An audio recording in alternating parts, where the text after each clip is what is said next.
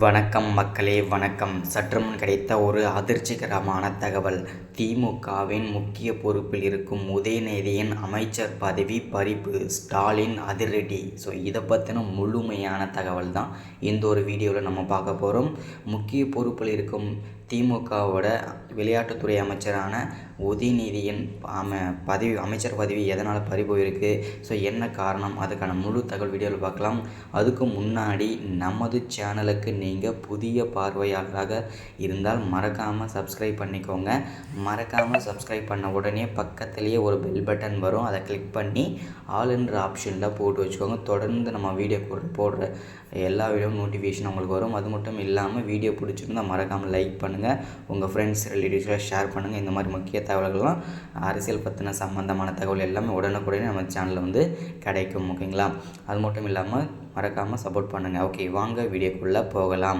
சற்று முன் கிடைத்த ஒரு அதிர்ச்சிகரமான தகவல், ரொம்ப அதிர்ச்சிகரமான தகவல் கூட சொல்லலாம். ஏன்னா வந்து முக்கிய பொறுப்பில் இருக்கும் திமுகவின் விளையாட்டுத்துறை அமைச்சர் உதயநிதியின் பதவி வந்து பறிக்கப்பட்டிருக்கு சற்று முன்பு. என்ன காரணம் அப்படின்னா, இந்த மிக்ஜாம் புயலுக்காக ஒவ்வொரு தொகுதிக்கும் இத்தனை கோடி அப்படின்னு சொல்லிட்டு நிவாரண பணிக்காக இவ்வளோன்னு சொல்லிட்டு ஒதுக்கியிருந்தாங்க.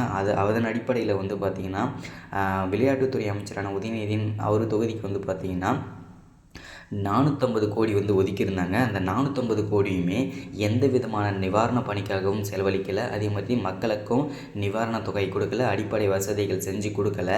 அப்படி இருக்கும்போது இந்த 450 கோடி வந்து பார்த்திங்கன்னா அவரே பதுக்கி வைத்திருக்கிறதாகவும் ரகசிய தகவல் அடிப்படையில் வந்து பார்த்திங்கன்னா அமலாக்கத்துறை வந்து கண்டுபிடிச்சிட்டாங்க. ஸோ அவர் வந்து கண்டுபிடிச்ச உடனே அவர் வந்து விசாரணையை மேற்கொண்டிருக்காங்க உதயநிதியிடம். அதாவது இந்த 450 கோடி நீங்கள் என்ன செலவு பண்ணீங்க, என்னென்ன நிவாரண பணிகளாக செஞ்சுருக்கேன்னு சொல்லிட்டு கேட்கும்போது அவர் வந்து திக்குமுக்கா பதில் சொல்லியிருக்காரு. ஸோ இதனால் வந்து பார்த்திங்கன்னா 450 கோடி அபேஸ் பண்ணிட்டார் உதயநிதி அவர்கள். ஸோ இந்த காரணத்தினால அமலாக்கத்துறை வந்து அதிரடியாக இந்த 450 கோடியும் முடக்கியிருக்காங்க. அவருமே பார்த்திங்கன்னா பதவி பறிப்பு, அதாவது பார்த்திங்கன்னா அமைச்சர் பதவியுமே பறிச்சிருக்காங்க. முதல்வர் ஸ்டாலின் வந்து அதிரடியான நடவடிக்கை எடுத்திருக்காங்க. ஏன்னா அப்படின்னா அடுத்தது என்ன தான் வருவாங்க.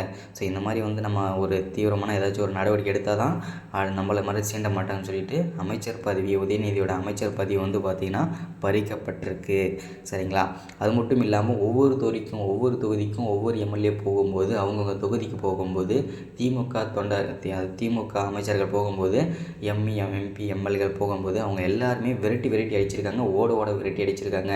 ஏன்னா வந்து பார்த்திங்கன்னா ஃபோட்டோ ஷூட் பண்ணுறதுக்காக தான் இப்போ வரீங்களான்னு சொல்லிட்டு எல்லாருமே விரட்டி அடிச்சிருக்காங்க. ஸோ அமைச்சர் உதயநிதி பதவி வந்து பறிக்கப்பட்டிருக்கு. ஸோ இந்த வீடியோட தொடர்ச்சி அடுத்த வீடியோவில் சந்திக்கலாம். மறக்காமல் சப்ஸ்கிரைப் பண்ணுங்கள், லைக் பண்ணுங்கள். தேங்க்யூ.